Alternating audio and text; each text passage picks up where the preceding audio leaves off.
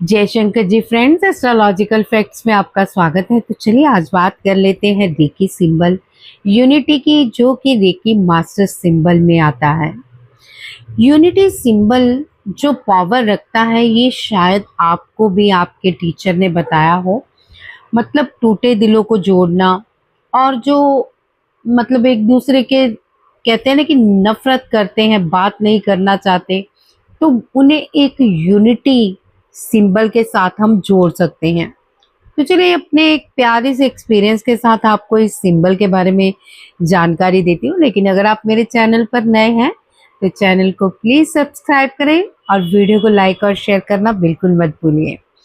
आज मैं आपको जो रेकी सिंबल के बारे में बताने जा रही हूँ, जो केवल ऊर्जा को ही नहीं बैलेंस करता, बल्कि टूटे हुए रिश्तों में प्रेम, विश्वास, अपनापन जगाने का माध्यम भी बन सकता है। इस सिंबल का नाम है यूनिटी सिंबल, जो कि आपको स्क्रीन पे दिख रहा है। लेकिन सबसे पहले मैं आपको एक अपना जो अनुभव बताना चाहूंगी कि ये अनुभव तो 6-7 महीने का ही पहले का ही है। लेकिन क्योंकि मैं रेकी जो सिंबल्स की वीडियोस हैं हाल ही में डालना शुरू हुई हूँ, तो चलिए एक्सपीरियंस शेयर करती हूँ कि एक फादर मेरे पास आए। और आप सब जानते हैं कि रेकी में जो भी आपके पास रेकी हीलर के पास आता है, कोई ना कोई प्रॉब्लम हो तभी आता है।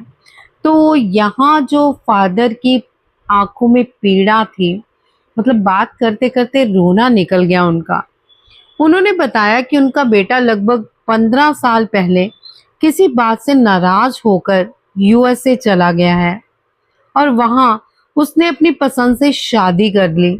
उसके बाद उसने कभी भारत लौटकर मतलब मुझे कभी मुलाकात नहीं की, ना ही कोई फोन किया, ना ही मुझे उसका नंबर पता है। और अपनापन तो जैसे उसका बिल्कुल खत्म ही हो चुका है। और मैं आज 15 साल से उसकी राह देख रहा हूँ कि आज शायद मेरे बेटे की कॉल आ जाए। नंबर वही रखा कि ये ना हो कि कभी मेरे बेटे का मन करे और ये नंबर मैं चेंज कर दूं।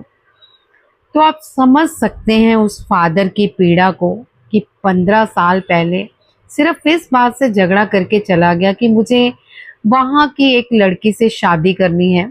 और पिता ने जब मना करना चाहा तो उसने पिता से ही नाता तोड़ लिया और हमेशा हमेशा के लिए अपना पहला फ़ोन नंबर बंद करके गुम रहा हो गया। तो मैंने उनसे कहा कि हम किसी के मन को कंट्रोल तो नहीं कर सकते। हमारा उद्देश्य केवल प्रेम, क्षमा और बैलेंस करना है ऊर्जा को। और मैं तो प्रेयर कर सकती हूँ रेकी के माध्यम से कि यदि दोनों के जीवन में उनके सर्वोत्तम हित में मिलना है तो बैलेंस हो जाए और परिवर्तन हो जाए।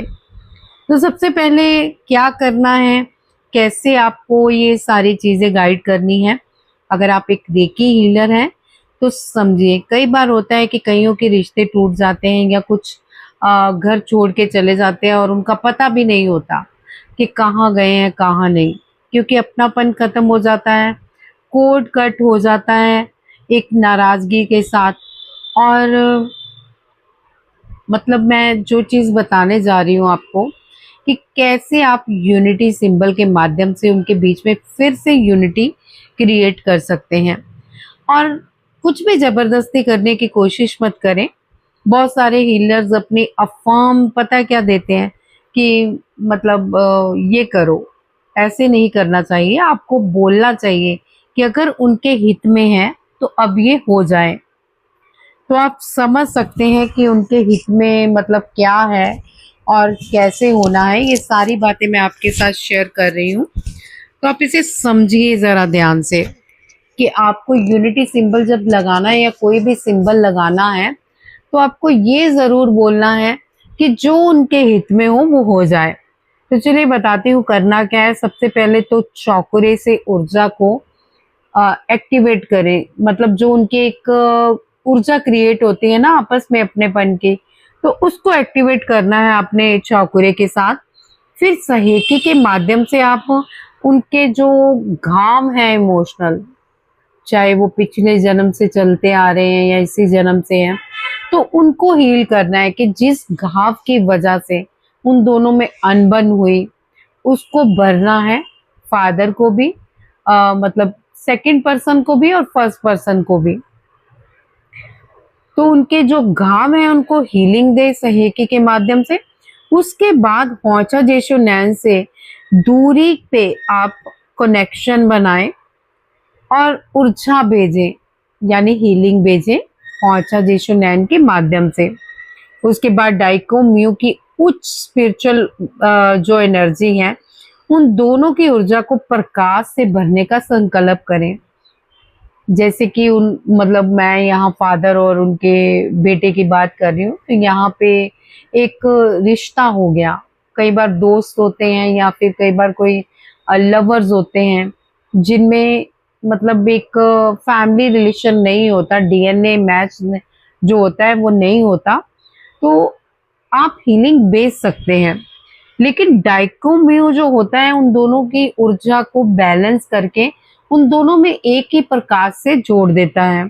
तो इसके बाद दोनों के सातों चक्रों की ऊर्जा को आप बैलेंस करें और शुद्ध होने की प्रार्थना करें, क्योंकि 7 चक्रा में जब हमारे सैक्रल चक्र पे प्रॉब्लम आती है तो रिश्तों में दूरियां बनती ही बनती हैं।